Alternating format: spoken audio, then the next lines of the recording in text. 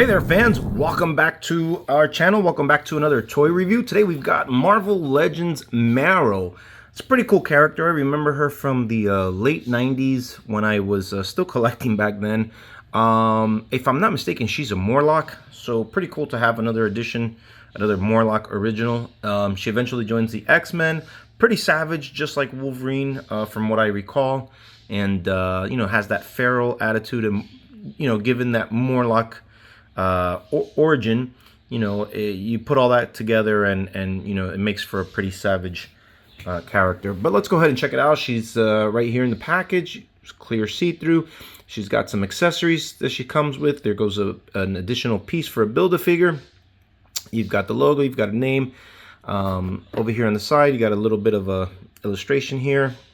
Nothing much there. And then in the back, you could see here the Build-A-Figure characters. I will more than likely get this entire wave.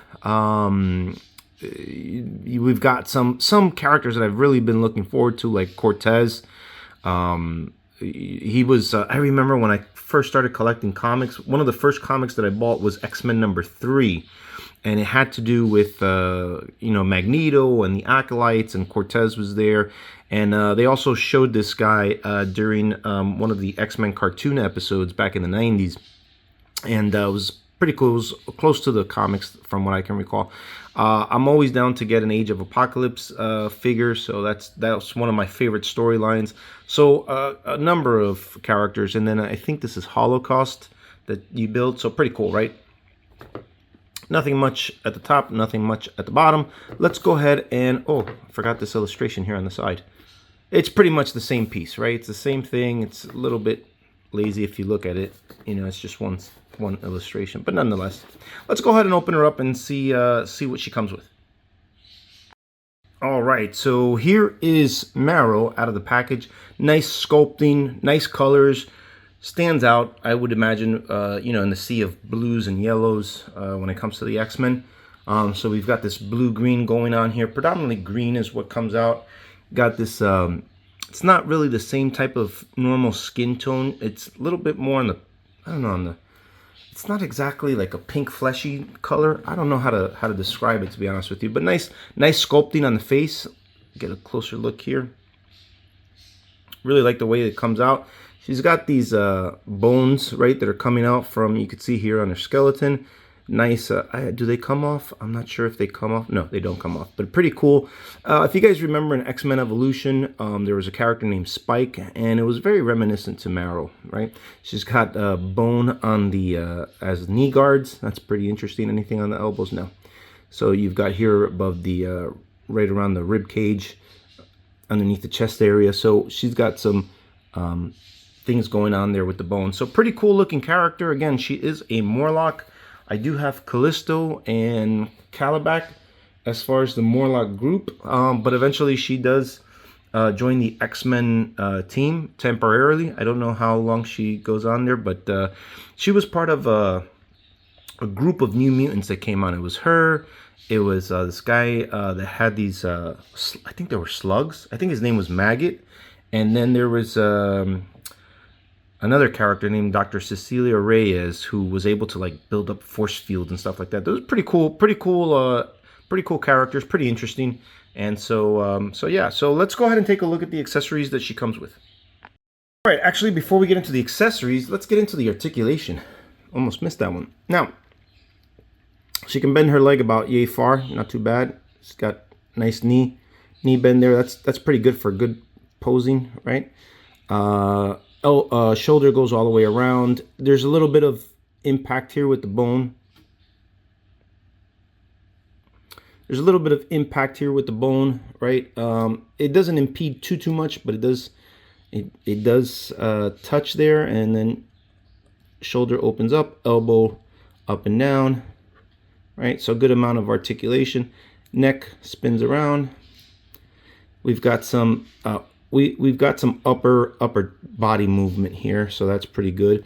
No waist articulation. There's no waist whatsoever, and I think the reason is for that is because of the way the hips are, right? Females' hips are a little bit different than the guys' hips, so I think that might be a contributing factor. But due to the fact that the twist is happening a little bit higher, you still get a good amount of posability.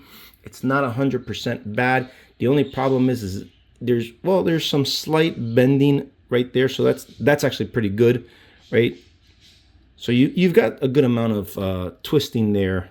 It's not at the hip. It's a little bit higher than that, a little bit odd, but still pretty good nonetheless. All right, hopefully she'll stand. Okay, let's go ahead and get into the accessories now. So it comes with 2 bone swords. This is pretty cool. As you can see here, they are soft. They're soft. Sorry, guys. All right, these 2 swords are pretty soft. As you can see here, I can bend it. Some people like it like that, some people don't, right? It's good in the sense that it's not gonna break, but it's also not good because if it bends, it might stay that way and it might look a little bit weird. But she's got 2 of them, so that's pretty cool.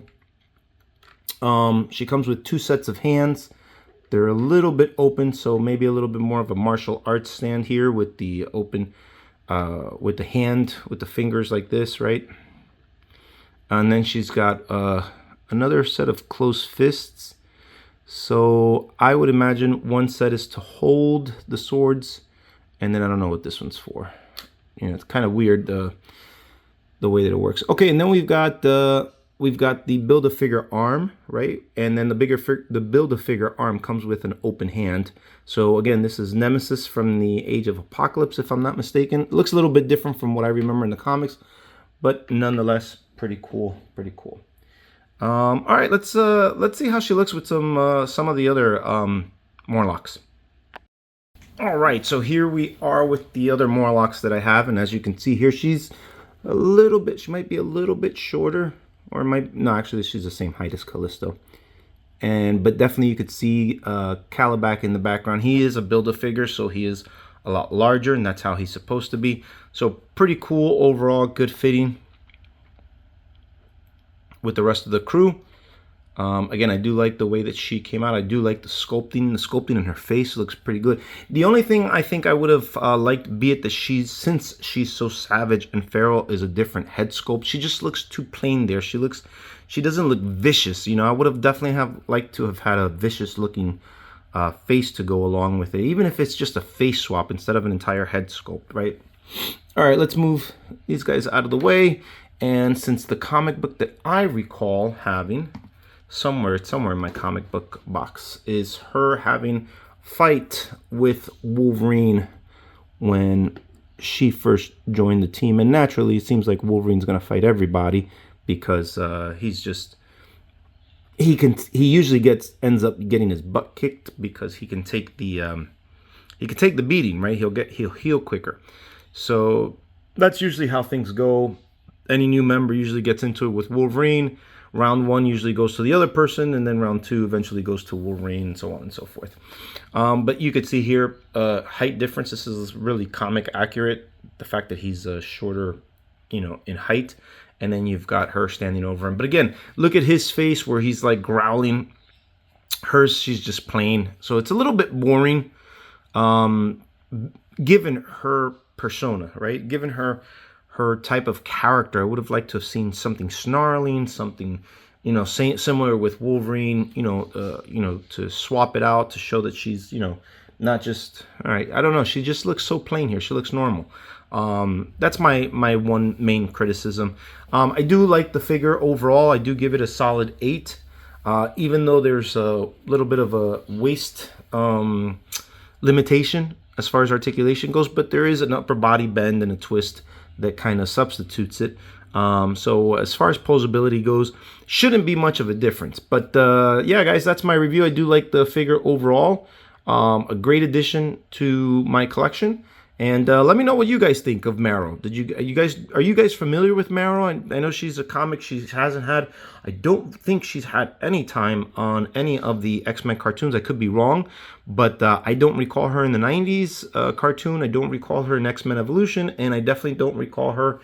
Well, you know what? I'm lying. Now that I'm thinking about it, she was in Wolverine, X-Men and the Wolverine, or Wolverine and the X-Men. Yes, Wolverine and the X-Men. She actually was on there. She had pink hair. she became friends with the Sentinel, with a Sentinel robot. So she actually was in the cartoon, and I did enjoy her character in there. She kind of took the role of Jubilee a little bit, but not as naive as Jubilee. So, but guys, that's it. That's it for my review. Thank you so much for joining. Thank you so much for being here. I'll see you guys on the next video. Peace out. Till all are one. Bye bye.